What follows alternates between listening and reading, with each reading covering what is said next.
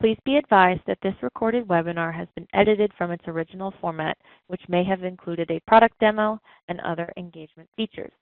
To set up a live demo, please complete the form above on our website. If you currently are not on our website and are watching this on our YouTube channel, there's a link to the website in the description of this video. Thank you. Hello, everyone. Welcome to today's webinar, Corporate Practice Perspectives Series, Steps to Entity Formation. My name's Annie Triboletti. I'll be your moderator kicking things off today. So joining our session today are Ruth Wild and Helena Ledic. Ruth is a team leader in our Wilmington, Delaware office for corporate transactions, and Helena is an associate general counsel for CSE in the Chicago office. So with that, I would like to welcome Helena and Ruth. Thank you so much, Annie, for getting this started off. Hello to everybody in the audience. I am thrilled to be speaking to you today about entity formations. And as happy as I am to be speaking with you, I'm even more thrilled that Ruth gets to sit by my side, that we get to present this to you. She is our true expert here. So let's talk a little bit about our agenda. So what we're going to do is we've already covered our introductions, but what we're going to do is we're going to talk about name availability, reservations, and registrations. Then what we're going to do is segue into retrieving documents from those government agencies. We're going to talk about some of the different entity types. We'll talk about best practices and turnaround times for Delaware, New York, and a few other states. Then we're going to touch upon really briefly the Corporate Transparency Act and how shades of that might still be alive in a place like, say, New York. And then we'll get into our Q&A session after that. So, excuse me, a little bit about CSE. What I always like to tell people is that tagline of "We are the business behind business" is the thing that's most important. We provide those business administration and compliance solutions across the entire business life cycle to our customers out there. We work with more than 10,000 different law firms, 90% of the Fortune 500, and then more than 90% of the best global brands that are out there. We're on 5 different continents, and we have about offices in about 100, I think it's about 70 different cities, and we have been owned under common ownership for 125 years. So now let's get us started off, and let's talk about those name availabilities, and then what are the differences between reservations and registrations. So Ruth? Yep, thank you, Helena. So one of the first things you should do prior to forming a company is to check if the name is available. And once you know that it is, you can either reserve the name or register the name to guarantee that no one else can take that name from you. But please note that most of the common states don't actually allow for name registration like New York and Delaware. So here we can go into name availability a little bit more. Some states do have specific restrictions on words like bank, insurance, things of that nature. In Delaware, any name using a derivative of the word bank will need bank commissioner approval, which is a form that can be sent with the formation document. CSE will submit your bank commissioner form with your formation to the state, and then the state sends that to the bank commissioner's office and gets the approval to use the name or not. However, in a state like New York, clients do have to speak directly with those different departments to obtain the consent to use the name. So just remember, even though the name may be available, it does not necessarily mean the name will be approved by that jurisdiction. And Ruth, if I can also throw out over here, is I think it's really important that if you're working, like maybe you work with Delaware all the time, and maybe you're all of a sudden doing something, maybe a formation, say, for Washington State, always double check the rules for that state that you, if they happen to have restrictions on certain words there, it's different in every state. For example, Florida has got a restriction on the word Disney. So unless you're associated somehow with the Disney company, you can't use that word. Yep, exactly. Thank you for that, Helena. All right. All right. Next, if your name is not available in that state, We will provide you details of what that name conflict is and if name consent is an option for that jurisdiction or not. So for qualifications, you can use a force doing business as name if there is a direct conflict or you're unable to get the name consent. You will not be able to maintain your original file date if the name is not available, though. So I think that's something to remember. If you're not able to get name consent, that you will lose your original submission date. And then speaking about name consent, consent can be provided from one entity type to another. We often get questions like if a nonprofit corporation is able to consent to a for-profit corporation, and the answer is no, because at the end of the day, they're both a corporation. So that is not a case where you can give consent. Another issue that we see in Delaware, at least, is the company letterhead that the name consent has to be on.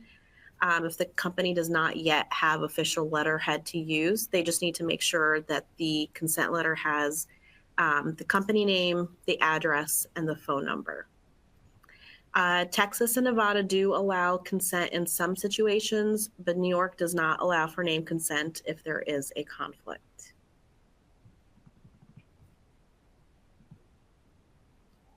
So let's now segue and go into document retrievals.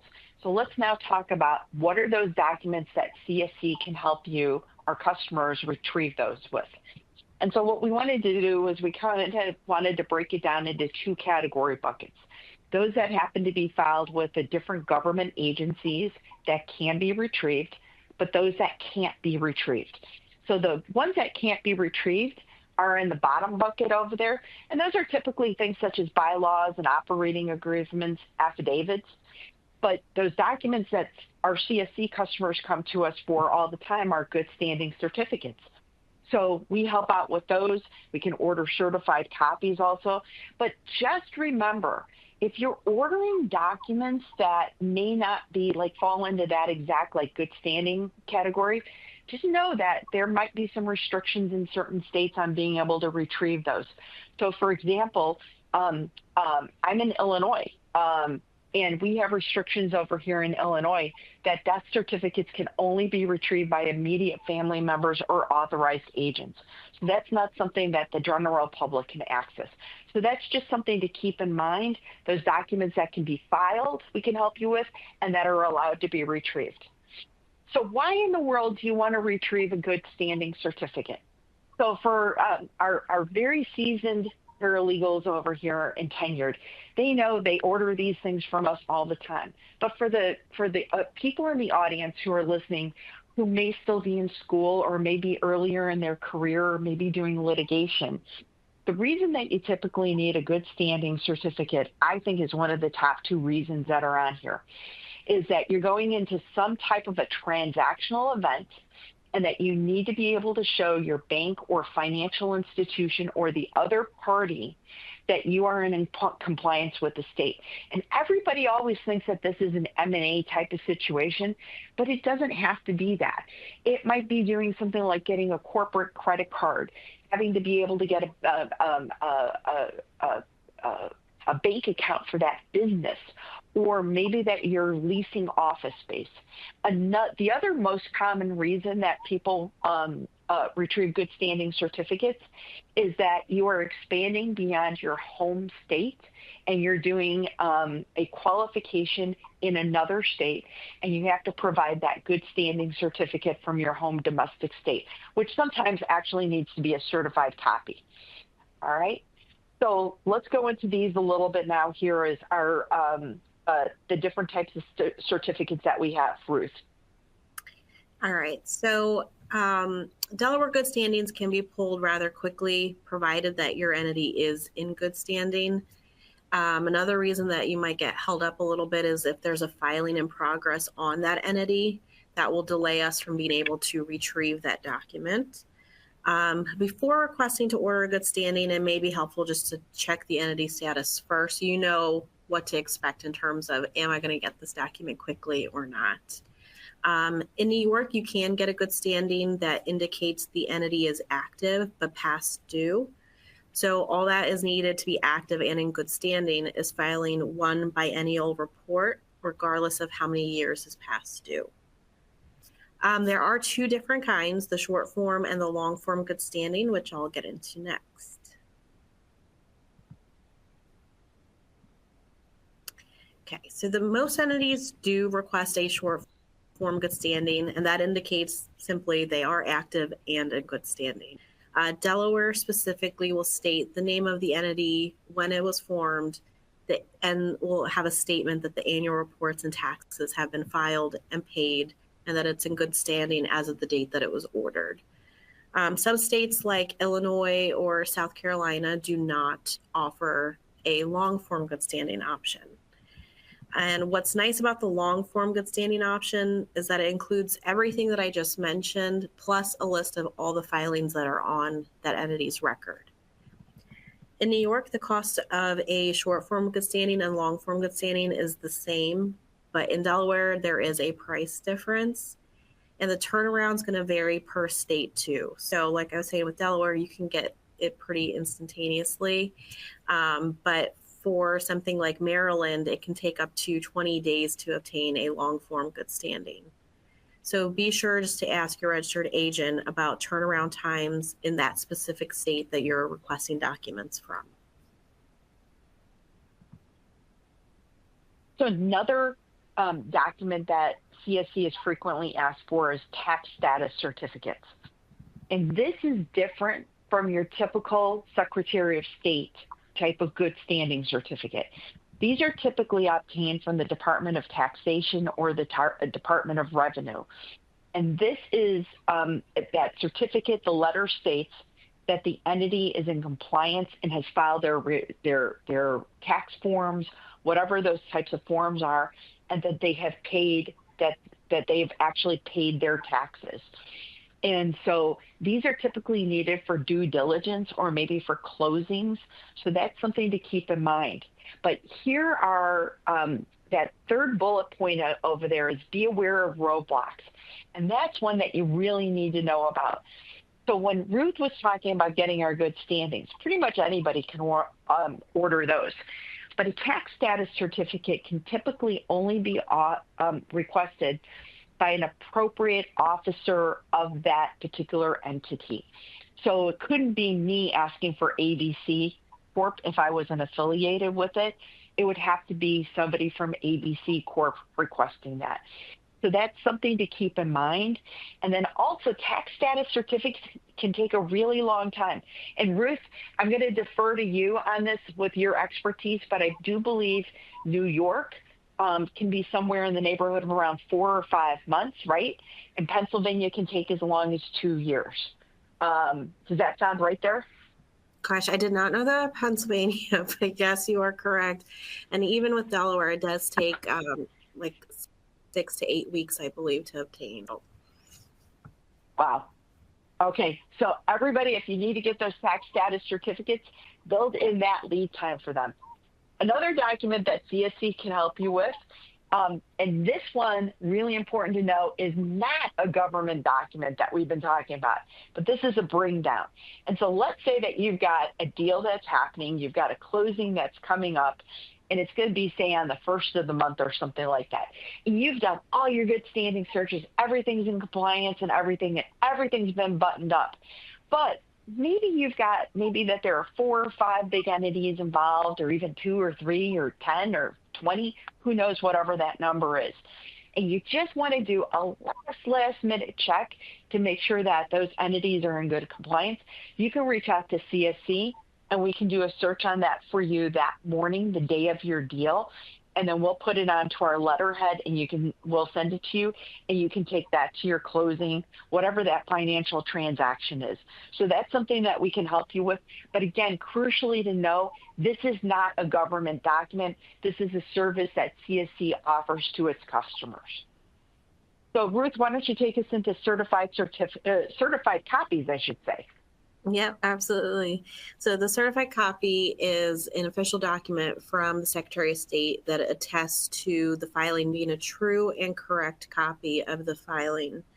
CSC does default to ordering certified copies for original filings. So if that's not something you do want, you would need to make sure that you're specifying to your customer service specialist that you would like a plain copy. Some states like New York and New Jersey have partial records. South Carolina is a state that only offers certified copies, so a plain copy is not even an option there. And then something to keep in mind as we're talking about like the turnaround times, some states, the documents are in the archives and it can take months to obtain, like Nevada, for example. And in the state of Arkansas, there is no expedite option. So you're waiting somewhere from 7 to 10 weeks to receive your evidence. So again, just be sure to ask your registered agent about turnaround times for those specific states. So why would you want to order a certified copy? Most people do it just as proof that a filing took place, while other people just order it to gather information historically, or they might need it for use to file in another jurisdiction. So remember, if you would like certified copies of all documents on file, and there happens to be a restated on file, we will ask you if you want the restated forward, as A, it will be cheaper for you, but B, also the latest restated will always trump the previous filings.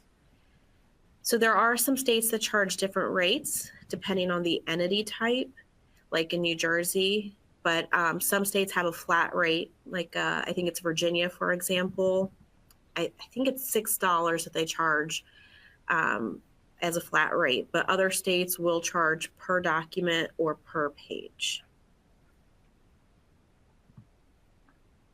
So let's now talk about something else that you might need. And now let's move outside the United States. And let's talk about that if you need to take some of these documents, these government documents, these copies, your good standing, your certified copy of whatever it should happen to be. Let's say that what you want to do is you want to use these internationally outside of the United States. Unfortunately, for the most part, you really just can't take that good standing certificate and say, go to the French authorities because you're having a deal that is happening in France. And you just can't use that document there. To be able to use that document from the US into another country, or for that matter, vice versa, you have to be able to either go through the authentication and legalization process or apostilles. So let me talk about apostilles first because they're the easier one. So I just gave that example of wanting to go to France. So that's great because there's over 120 some countries that are part of the 1961 Hague Convention, which abolishes the requirement of the legalization of foreign public documents. And then all what you have to do is to get an additional document that's issued that's called an apostille, and that apostille says that this document can be used in a foreign country. Super easy, relatively speaking. It might take a little bit longer in some states or another, but it's fairly easy. But the catch with this is when I said 120 some countries, to be able to do an apostille, both countries have to be signatories to that 61 Hague Convention. So until I believe it was last year, both China and Canada were not part of the Hague Convention for the legalization or the abolishing the legalization. And if you needed to use a document in those countries, you had to go through the longer process. But 120 some countries are part of it, but both countries have to do that. Now, what if you're wanting to take a document, say, to the UAE? They're not part of the 61 Hague Convention. And with that, depending on the country that you're dealing with, you still might have to take that, say, that good standing certificate and take it to the U.S. Department of State to have it be authenticated, where they do some type of a notarization type of process, stamp of approval on it. And then, and not all countries require it, but if you do, you have that authentication. But then the next step of it is to take it to the embassy or the consulate for the country that you're taking it to, for them to review it, and then for them to put on some type of a stamp or a notarization, then saying that that document can then be used in that country.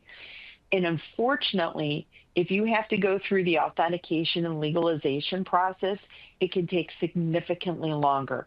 The stories are legendary of certain countries that might be in the World Cup for soccer. If their country was playing on a given day, their embassy is shut down and you can't transact any business.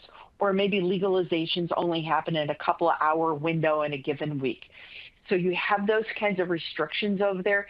And this is where, when you work with someone like a CSC, they can guide you through that. We have an entire team that just works with authentications and legalizations to help out our customers. All right. So Ruth, let's talk now about some of these other entity types that we have going over here. So I'll get us started off, and we just have over here a few examples of these really common entity types. You can see that we have the LLC that everybody knows about, but there's also professional limited liability companies. We've got sole proprietorships, we've got professional corporations, which are very frequently things such as medical, dental, legal practices, engineering, architectural firms, and then we also have listed over here things such as limited partnerships. So, excuse me, everyone. We have over here a business entity comparison chart. This just gives you a little bit of a breakdown of what some of the differences are there between these different kinds of entities, just for you to be able to quickly review if you want to, if you ever had any questions. So now let's talk about our webinar today is entity formation. So we've talked about getting documents. Ruth, take us through the steps for forming an entity. Yeah, so right here you can see 1 through 9, just kind of a general idea of what are the steps that you should take when forming a company. A lot of the things here are by request. So the biggest piece of advice I can offer here is to just make sure you're checking name availability. I think that's one of the things that in the start of the process can get people hung up, because they're just submitting their filing, thinking they're good, but the name ends up not being available. Just causing further delays. And sometimes we have situations where you're trying to form 10 companies and it needs to be filed in a specific order. And we get to company number 4 that the name's not available. And so everything else afterwards has to be held up because of that. So that's just a key takeaway there, is checking the name ahead of time. Next thing I would say is ensuring that you have the proper forms and that it is completed correctly. And then just doing your research, asking the right questions to your customer service specialist for information about the jurisdiction you want to conduct business in. As like we keep saying, things vary state to state. So you just want to make sure you have all your ducks in a row. For example, like if you're forming in New York, just forming the LLC is not like the last step. You have to submit a publication within 180 days. When you receive that publication affidavit, you have to submit that to the New York Secretary of State. So remember, forming the company is one thing, but also understanding how to keep it in compliance and in good standing so you're able to obtain those documents we talked about earlier. So that's just a whole other piece of it too. And certainly if you need things like employer identification numbers, CSC can help you out with that, or business licenses. That is something that if you have any questions, our teams can help you with that and guide you through that process. So let's now get into some of the best practices. And we've got Delaware, New York, and a few other selected states. It seemed like whenever Ruth and I talked, the number of states we added in kept getting bigger and bigger and bigger all the time. So you're just going to hear, this is going to end up being the Ruth show, everybody. So let's just go into Delaware first. Why do people choose Delaware? And why is it so popular? The Delaware General Corporate Law has or I should say the corporation law has got the most advanced and flexible business formation statutes in the nation. The Division of Corporations provides very friendly professional service. It's very much run like a business, not a government agency. Ruth is going to walk us through some of that so that you can see that. And then that Court of Chancery has got that business case law that's over there. That is the model for the federal courts and most of the other courts that are out in the U.S. that they use. So Ruth, why don't you walk us through now, like if you were going to do filings in Delaware, talk to us a little bit about the process over here. Yeah, so first things first, these are the different processing methods that the state offers. So you can do something on a routine basis and expect evidence within 3 to 5 days, or you can do things as fast as a 30-minute filing if you are like at a closing and you need to get things done rather quickly. For the most part, Delaware is pretty good with sticking to these turnaround times, but just keep in mind when it's the end of the month, end of a quarter, or the end of the year, things tend to fall behind. So just keep that in mind when you are choosing your processing method. And our customer service specialist should have up-to-date information regarding the turnaround times for Delaware and other states as well. So you'll be able to know, like, if you're submitting something on a 24-hour basis, am I going to expect to get that tomorrow, or are things tending to fall behind and it might be up to 2 days? So just ask them what the current turnaround time is for that. If you are pre-clearing a document, it will help speed things along. And then sorry, go ahead. No, the other thing I just wanted to jump in, Ruth, and just say routine shows up over here as typically 3 to 5 days. Ruth alluded to the end of the quarter can take, or the end of the year can take a really long time.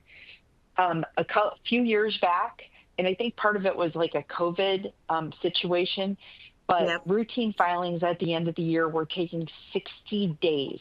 And I will say for our paralegals who are on here, who are doing that work, I would gather that most of you, for the law firms you're working for or the corporate legal departments, that type of a turnaround is just not acceptable to get your evidence back.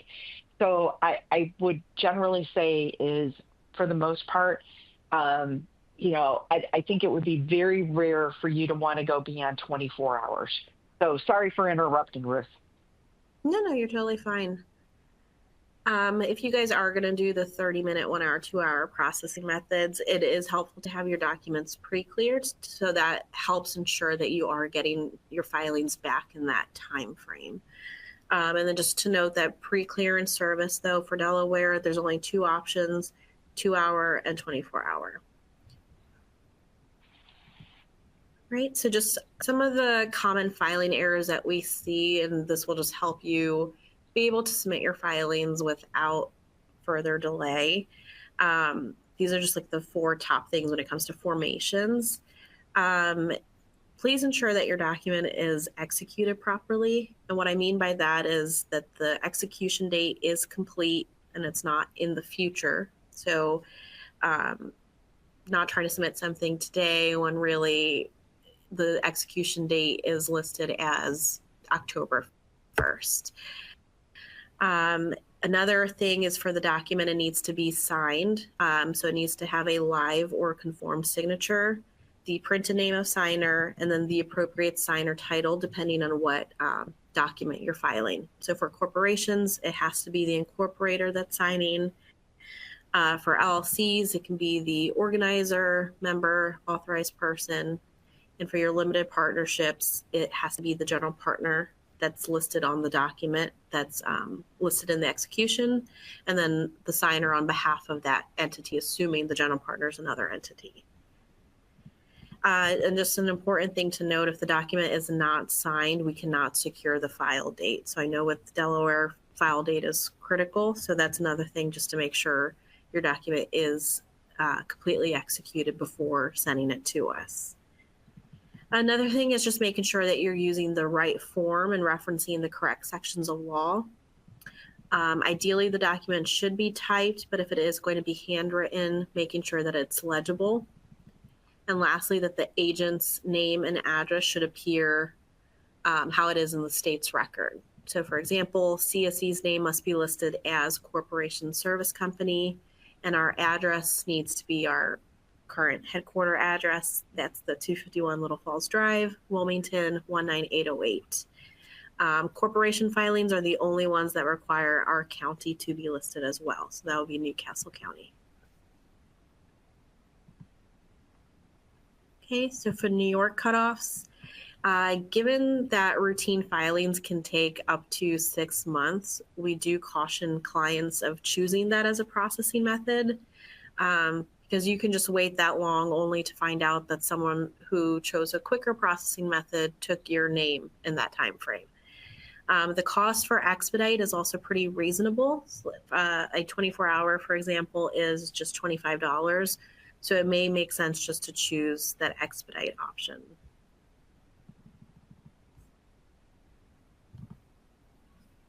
So for New York, some of the best practices here, the reasons listed here are similar to Delaware of the incorrect signature formatting, agent's information not listed correctly, or the qualification form is not completed accurately. The number one reason filings are rejected is because the backer is missing or it's not completed properly. A lot of people get section 5th and 7th of that backer confused with what to fill in. So just a little hint here, Article 5th should be the first box with CSE's Delaware address. And the 7th section should be the Delaware Secretary of State's address. Okay, so moving on to Nevada. If you are reading that first bullet point, you read it correctly. When you file online, your evidence is returned immediately. The Nevada form can be confusing though, so just make sure that you're following the instructions properly and thoroughly, just to make sure you're using the state prescribed form. Some of the top rejections in Nevada is that the form is not fully filled out or that the initial list is not provided with the formation filing. And also that the proper consent is not obtained prior to filing.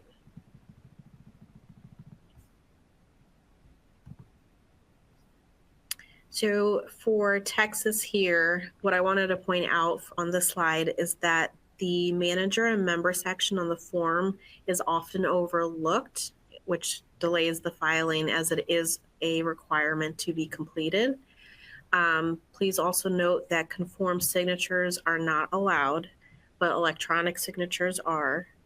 And Texas does not offer any expedite service, so you can expect evidence within 4 days. So it's still not too bad, but no expedite service there.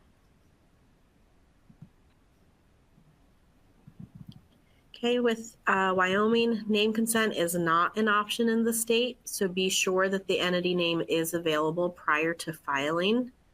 And the thing that I found interesting here is if the state reviews the filing later and the name is not available, an amendment will be required to change the name. So since the filing's online and the evidence is immediate, there's not a human that's reviewing that document initially.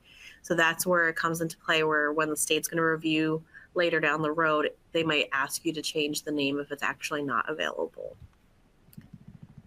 The file date in Wyoming is the date the filing was processed, and they also do not offer expedite service. So if you're filing routine, you can expect your evidence in about 15 days.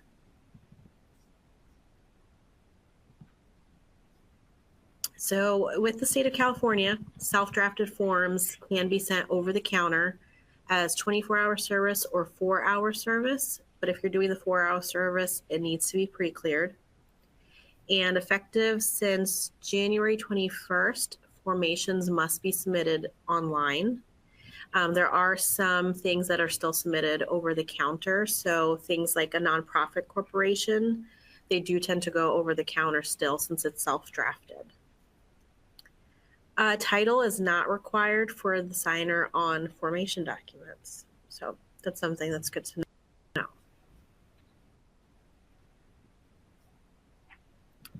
For the state of Florida, professional associations have to state a specific purpose.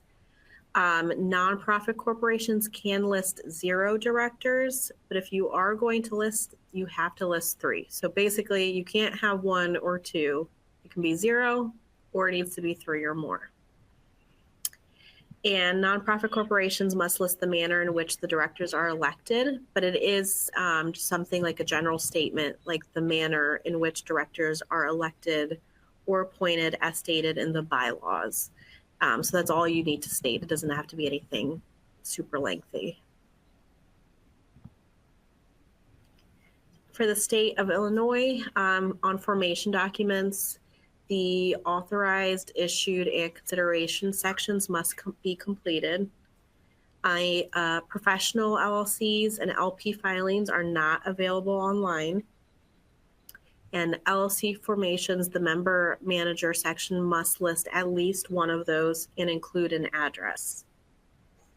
For corporation qualifications, if your name in the home state did not contain an ending, one has to be added in on your Illinois qualification. And if the name is not available for use, an assumed name must be chosen containing that ending, and the assumed name form must be used. So that's a separate document from the qualification form. The signer must be listed in the officer director list, including the title that they used. And so I am let's now leave this. I was going to say, Ruth, you're finally turning it over to me, right? Yes. Right. Okay, so now that we went through all those states over there, let's now talk about something else that you need to have.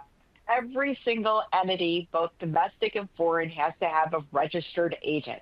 So that registered agent has to have a physical presence in that jurisdiction and has to receive and forward process to that entity. So that's something to keep in mind. And at CSC, at our headquarters, we have an entire separate entrance at our building that is just for service of process. So the one thing that I do want to say over here, or I should say two things. One is, if we are your registered agent, you can have specific tailored mailing instructions that we will comply for you.